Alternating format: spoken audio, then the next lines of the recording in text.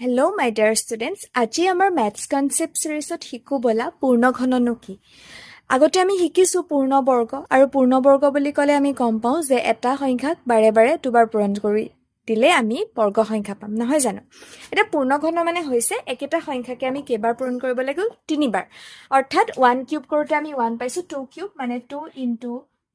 2 কৰিছো তেতিয়া আমি 2 দুগুণ 4 4 দুগুণ 8 পাইছো হয়নে বুজিছা ঠিক তেনেকে 3 কিউব কৰোতে আমি কি পাইছো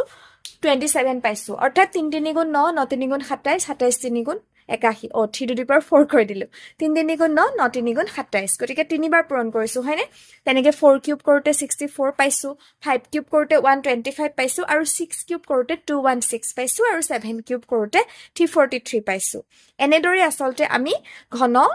উলিয়াও বা পূৰ্ণঘন উলিয়াও এতিয়া আমাক যদি কেতিয়াবা চেক কৰিবলৈ দিয়ে যে তলৰ কোনটো সংখ্যা পূৰ্ণঘন হয় বা নহয় তেতিয়া কিন্তু আমি কিছুমান প্ৰবলেমত পৰি যাওঁ কেলে জানানে কাৰণ তা হৰণ কৰিবলৈ কেতিয়াবা অসুবিধা হ'ব পাৰে হৰণটো কৰি দিব পাৰিম কিন্তু অকণমান আমাক সময় বেছি লাগিব পাৰে তেতিয়া তাৰ কাৰণে এটা ট্ৰিক্স আছে সেই ট্ৰিক্সটো বাৰু মই ভালকৈ তোমালোকক নেক্সট ক্লাছত বুজাম যেটো আমাৰ ক্লাছ 10 ৰ সিৰিজ হ'ব এটোটো আমাৰ কনসেপ্ট সিৰিজ হয় গতিকে কনসেপ্ট সিৰিজত মই এটা বস্তু তোমালোকক দেখুৱাম তোমালোকে হেতু বস্তু ভালকে চাবা এতিয়া ইয়াত চোৱা 1 আছে 2 কিউবত 8 আছে এটো চাব নালাগে কিন্তু এই 3 কিউবটো যে দেখিছা মই ইয়াত কিবা এটা কৰি দেখুৱাম দেই 3 কিউবত যিকেটা আমাৰ অংক আছে কেটা অংক আছে বাৰু আমাৰ দুটা অংক আছে হয়নে ইহতক তোমালোকে যোগ কৰাছো যদি মই যোগ কৰো এই দুটা 2 + 7 হাতে ধৰে কিমান 9 মানে এককৰ ঘৰত আমি কিমান পাইছো 9 পাইছো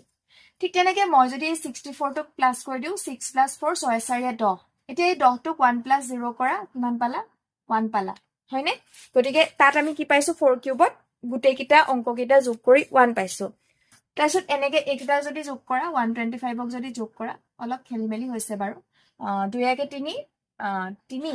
তাৰছত 3 8 মানে 8 পাইছো 8 পাইছো ইয়াতে 1 পাইছো ইয়াতে 9 পাইছো এটোত সামদে চেক কৰি 2 কে 3 6 3 9 মানে কি পাইছো 9 পাইছো একে সংখ্যাই পাইছো চোৱাচোন আকৌ ইয়াত কি পাইছো 4 3 7 7 3 10 এতিয়া এই দুটাক যদি আকৌ যোগ কৰি দিও 1 + 0 গতিকে ইয়াৰ মানটো কি পালো 1 এটা দেখিছানে আমি জিয়ে নকৰো কিয় এই অংকবোৰ যদি যোগ কৰো হয় 1 পাম নহলে 8 পাম নহলে 9 পাম গতিকে এনেকুৱা ধৰণৰ তোমালোকৰ মেথছ এটা আছে বাৰু ক্লাছ 10 ৰ